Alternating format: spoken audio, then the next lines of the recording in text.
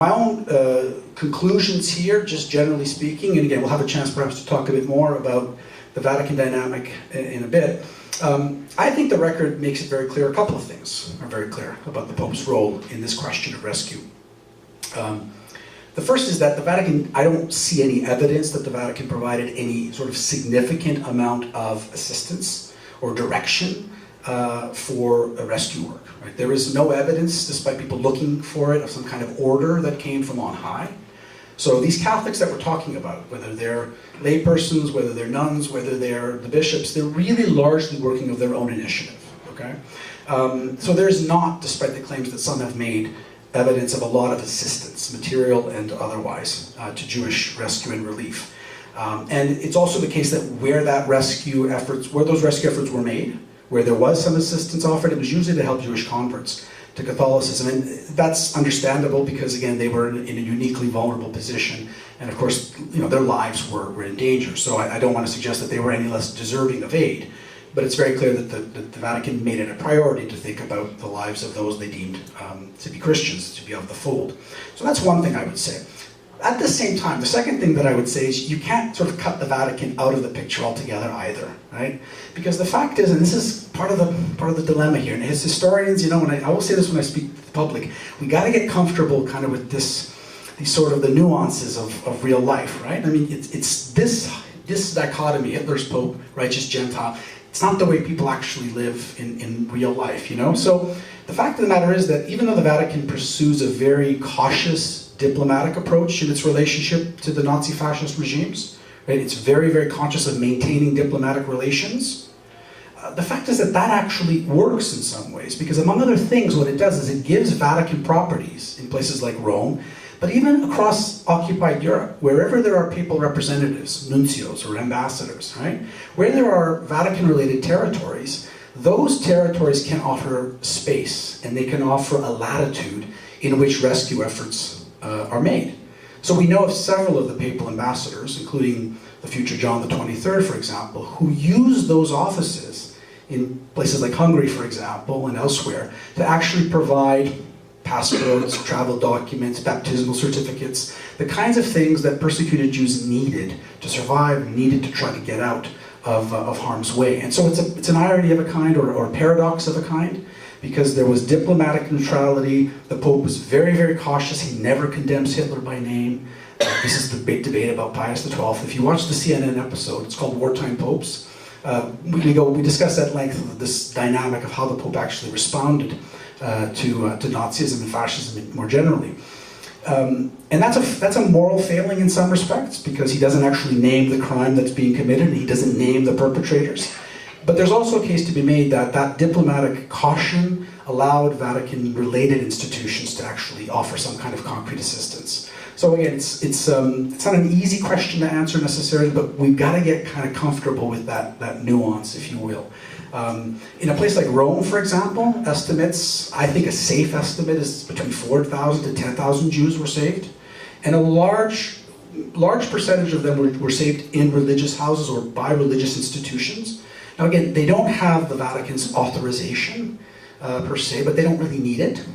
Okay, there is evidence, of course, the Vatican would have known about this kind of behavior and approved of it in general. But even then, again, I don't want to go too far with that, because there's lots of evidence of the Pope being very cautious and very mindful of the fact, especially after 1943, when Mussolini falls from power. Remember, Rome is occupied by the Nazis. Right? The Vatican City is not occupied, but Rome itself is occupied.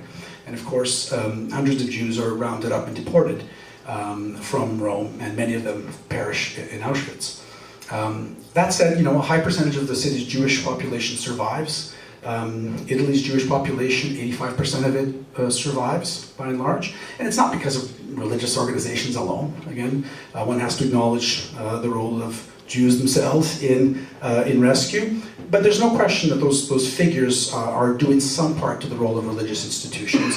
And the bishops certainly played a part in all of that. I think the really important work and the dangerous work is being done by religious communities, by sisters and by friars and so forth. Sometimes with the Vatican's blessing, sometimes not.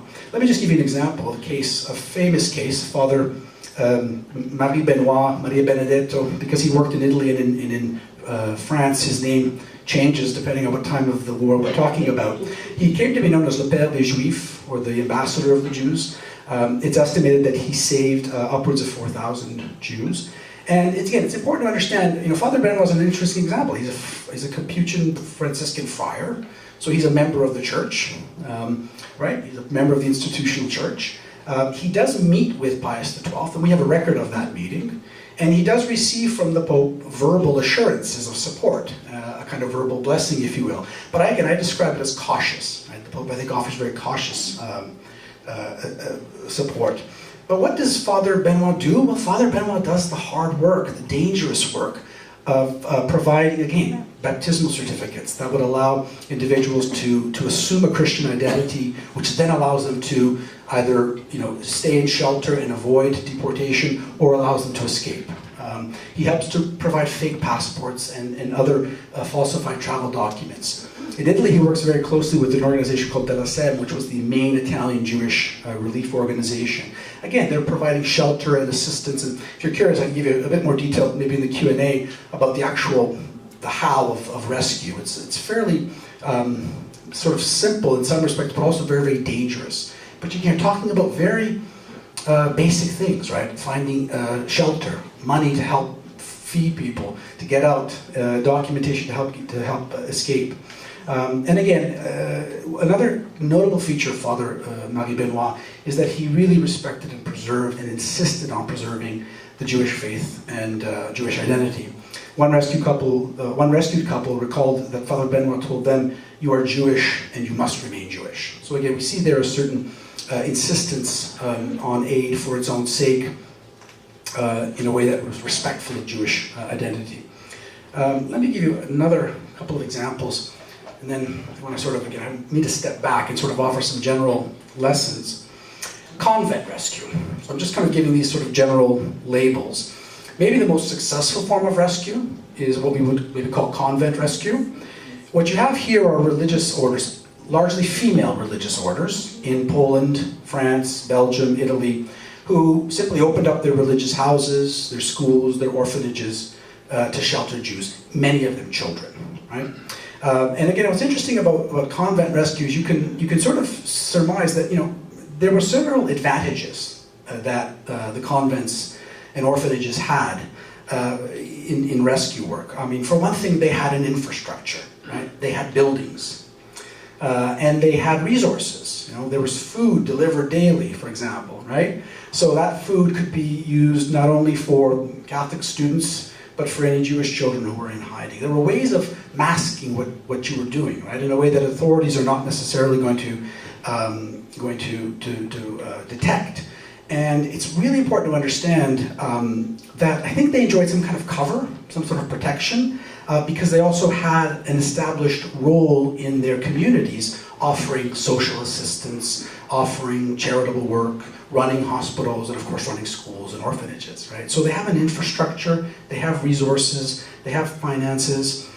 They work largely of their own initiative. Again, they're not sitting waiting for an order or for a commandment to come from Rome. And we have to, again, understand that even though they have these advantages and these, let's call them structural advantages, they did work at great risks. And in fact, there are multiple cases of sisters who were arrested, intimidated, several executed as well. So, we have to again acknowledge the great danger that was inherent in this work. Some of them were even involved in some resistance work. Stories are told about storing weapons for resistance fighters and smuggling arms for resistance fighters. So the sort of stuff that is really sort of remarkable when you think about the dangers that were involved. Let me just give you a couple of examples of this, if I may. The two notable examples, again, we often talk about, on the top right there, you have Sister Mother Matilda Getter. She was the Mother Superior of an order called the Sisters of the Family of Mary in Nazi-occupied Poland. On the bottom right there, you have Margit Slakta, who was working in Hungary. Hungary was nominally an independent state, but of course closely allied in many cases, collaborated directly with the Nazis, especially in the deportation of Jews in the latter part of the war.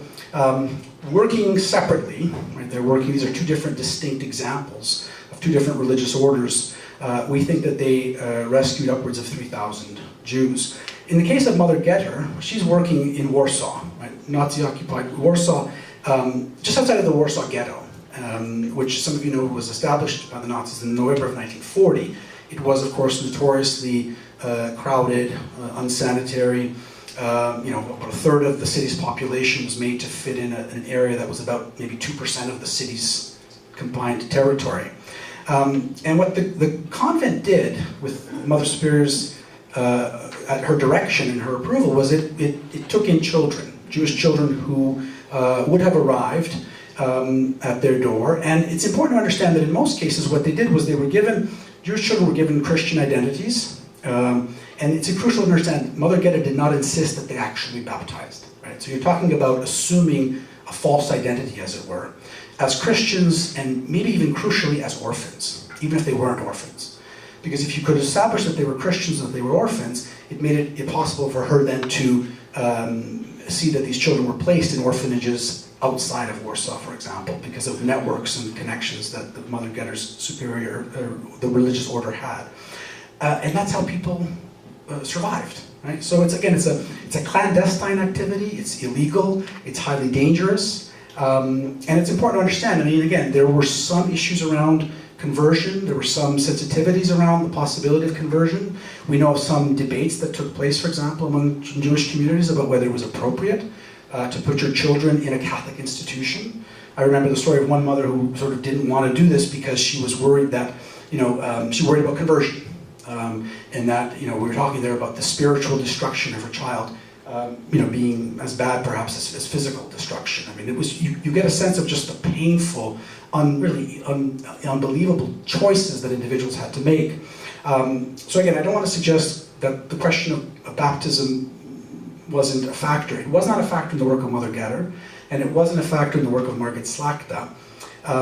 Their motives, again, were very different, but what you're talking here about is in the case of Mother Getter, though, is someone who really called upon her sisters to involve themselves in a very dangerous activity because it was felt that they were doing effectively God's work, and it was what they were called to do. It was their way of saving their own souls, and she told her sisters that each and every one of these children had been sent to them by God. So a fairly highly personalized way of thinking about rescue.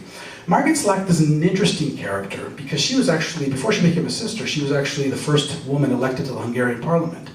And she founded this religious order, the Sisters of the Social Service.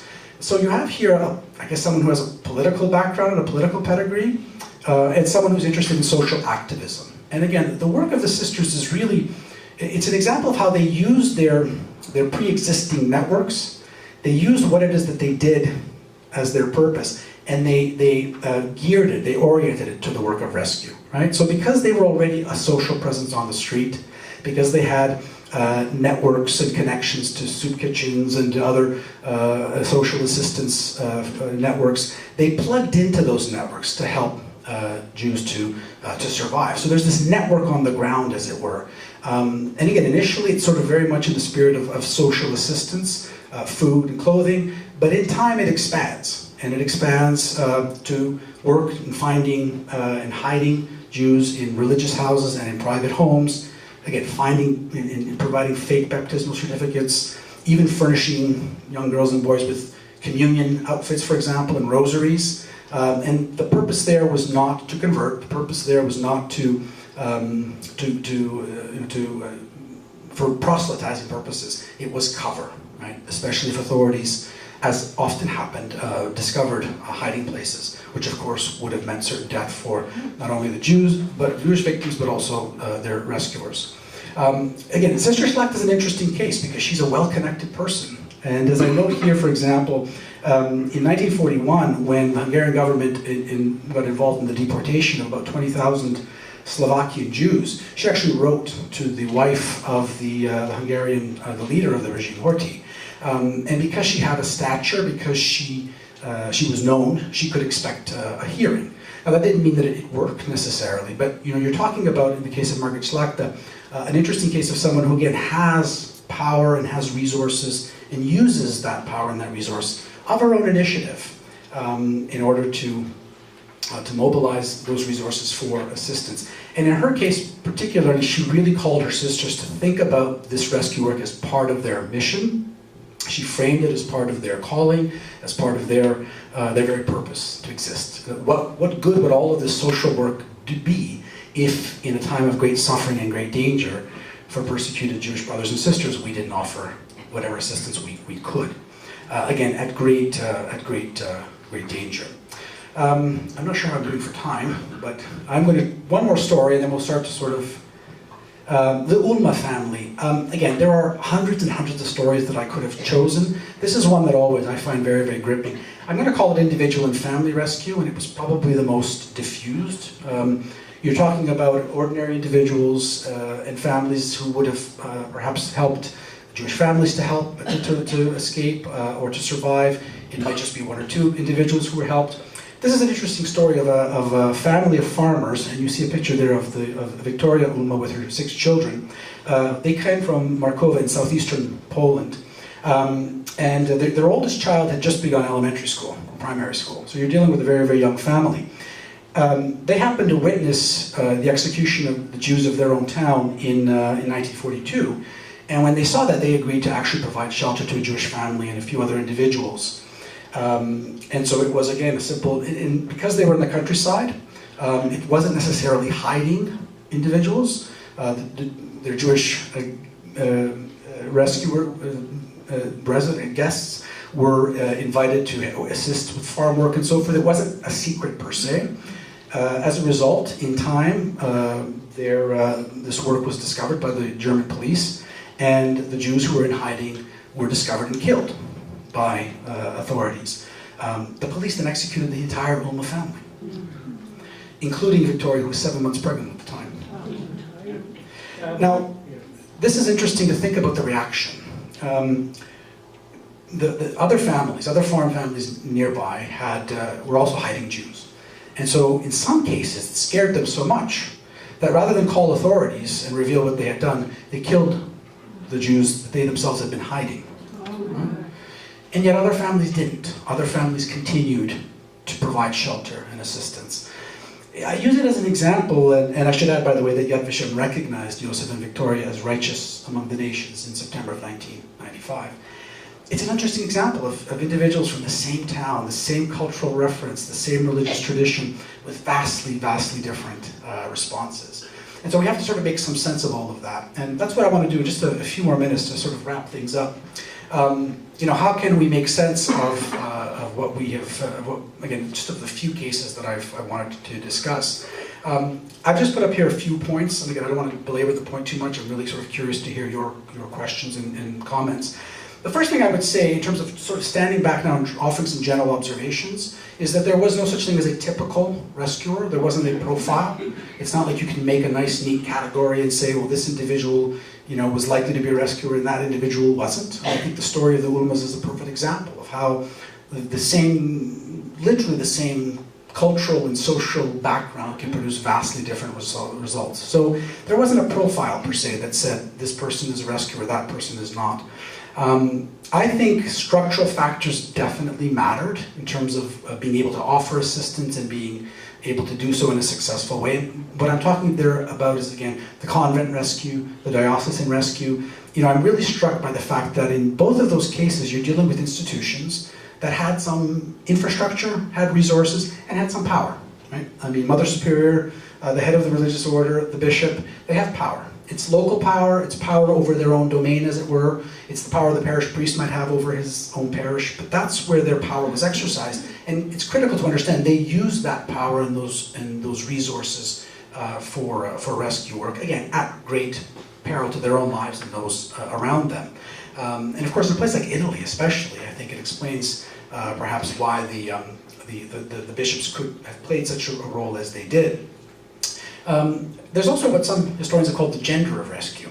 It is notable that so many female religious were involved in rescue efforts. And again, I've just provided you with a few cases. There are books that detail religious orders in France and Belgium and elsewhere.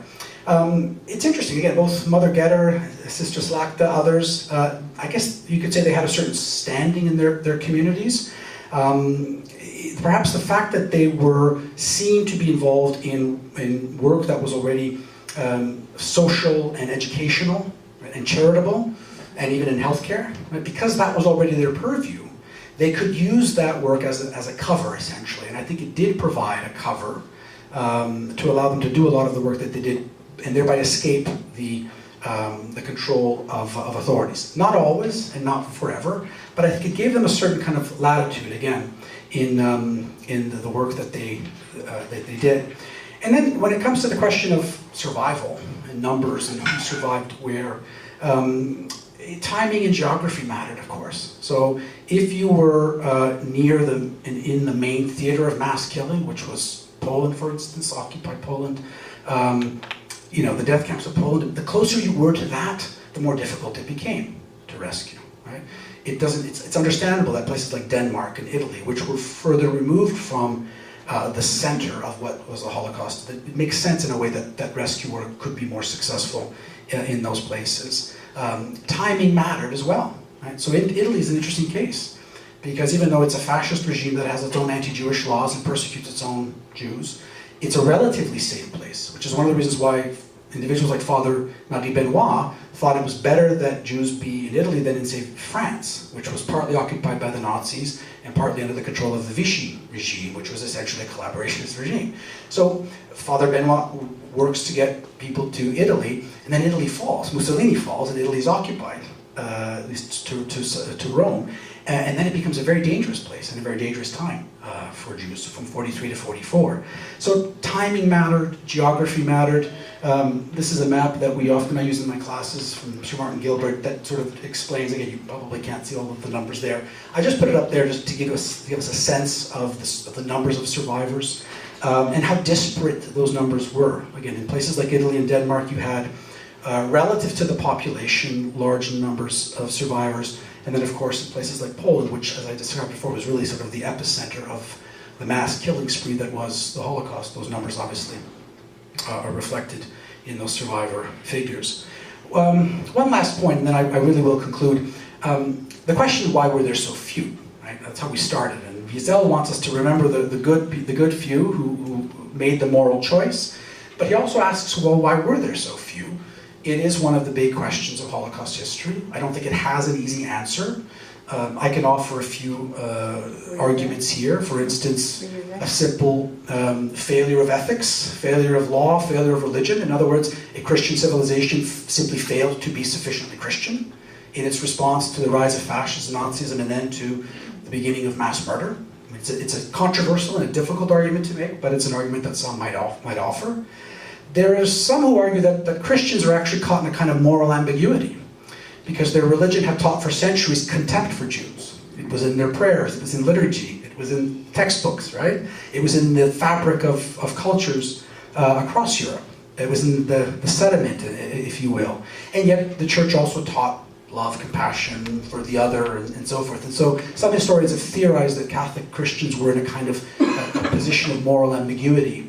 And that explains why, as I said earlier, some were killers and some were rescuers. An argument that I myself have advanced, which is, I would call it institutional weakness. I think people perhaps can overestimate the power and the influence of the churches at the time. They were certainly more powerful and influential than they are today in Europe, but their influence is waning, even in the 1920s and 30s. And we can't forget that fascism and Nazism were fundamentally secular, racial, radical ideologies, and in their own respect anti-Christian and hostile to the church. And so I think there is an argument to be made that the churches were not nearly as powerful as we might think they were to actually resist the machinery of evil and death. The last couple of points, and then I'll conclude. We have to remember that, we're talking about fascist and Nazi-occupied Europe, so of course the churches themselves faced repression. They faced surveillance. Priests were arrested and interned in places like Dachau. Ordinary Catholics and Christians faced surveillance, repression, violence, terror. And so surely that would have conditioned individual choices and individual decisions. The final point that I have here is the question of conscience and moral choice. I think what we're left with at the end of the day, because we have to still grapple with that question, well, why did some do something and so many did nothing, or did so little, or did too little? And it just seems it's hard for me to find a single unifying or universal feature to these stories of rescuers. But one thing that I think is common to all of them is that they each reach a point which one philosopher has called the first innocent decision. The first innocent decision to do something, right? They make a very innocent decision. Some of them will say it's because of their religious tradition, right? They're doing what Jesus would want them to do. Others, it's not about religion, it's just the right thing to do, right? Whether you're talking about an overt reference to religion or whether it's this reference to the right thing to do, aren't we talking there about a choice, a moral choice, an ethical choice, ultimately? And it seems that that perhaps is the one universal dimension that unites these very, very disparate cases. And again, I've just given you a very, very few examples out of the many hundreds that one could discuss. I guess just to conclude, I was thinking about that. What's that interaction, with God and Cain in the first book of the Bible? What is it? God about? Cain asks, "Am I my brother's keeper?" Right? Mm-hmm. Well, rescuers answered that question affirmatively. Yes, we are our brothers and sisters' keeper. Thank you.